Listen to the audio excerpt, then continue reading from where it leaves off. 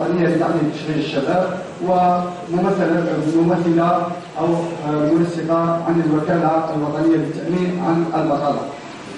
إن هذه المشاريع والآليات التي لمسناها نابعة عن عوامل إيجابية. هذه العوامل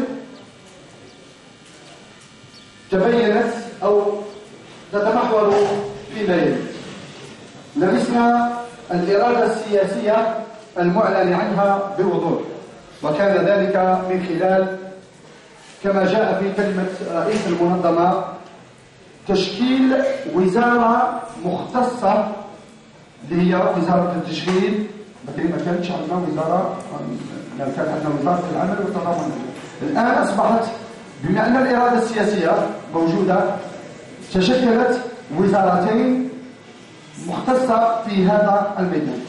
الجانب الثاني هو الإطار الاقتصادي المستقر والمناسب النابع عن عودة السلم والاستقرار، لأنه لا استثمار ولا حياة اقتصادية ولا تشغيل دون المرور بالاستقرار والأمن.